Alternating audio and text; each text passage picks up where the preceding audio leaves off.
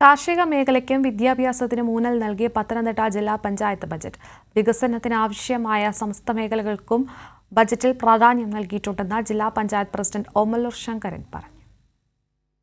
ജില്ലയിലെ കാർഷിക മേഖലയ്ക്ക് പ്രയോജനപ്പെടും വിധം ന്യായമായ നിരക്കിൽ ഇവ വാടകയ്ക്ക് നൽകുന്നതിനാണ് ലക്ഷ്യമിടുന്നത്. കാർഷിക മേഖലയ്ക്കും വിദ്യാഭ്യാസത്തിനും പട്ടികജാതി ക്ഷേമത്തിനും ഊന്നൽ നൽകുന്ന ബജറ്റാണ് ജില്ലാ പഞ്ചായത്ത് വൈസ് പ്രസിഡന്റ് മായ അനിൽകുമാർ അവതരിപ്പിച്ച ബജറ്റ്. 5,78,86,467 രൂപ നീക്കിരിപ്പ് കണക്കാക്കുന്ന ബജറ്റ് ജില്ലയുടെ സമഗ്ര വികസനത്തിന് ഒതുങ്ങുന്നതാണ്.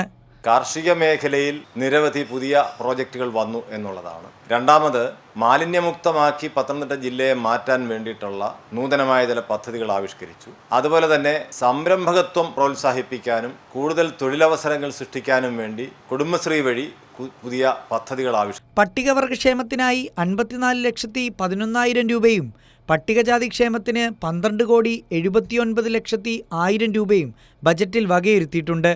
വിദ്യാഭ്യാസ മേഖലയ്ക്കായി 6,80,00,000 രൂപയാണ് മാറ്റിവെച്ചിരിക്കുന്നത്. കാർഷിക മേഖലയിൽ technology support scheme, soil health card, ഉൽപ്പാദന വൈവിധ്യവൽക്കരണം തുടങ്ങിയ പ്രവർത്തനങ്ങൾക്കായി 6,50,00,000 രൂപയും നീക്കിവെച്ചു. സമസ്ത മേഖലയിലും സ്പർശിക്കുന്ന ബജറ്റെന്നാണ് ഭരണപക്ഷം അവകാശപ്പെടുന്നത്. ബജറ്റിൻ്റെ തുടർ ചർച്ചകൾക്കും അംഗീകാരത്തിനുമായി ജില്ലാ പഞ്ചായത്ത് നാളെ വീണ്ടും യോഗം ചേരും. കൈരളി ന്യൂസ്, പത്തനംതിട്ട.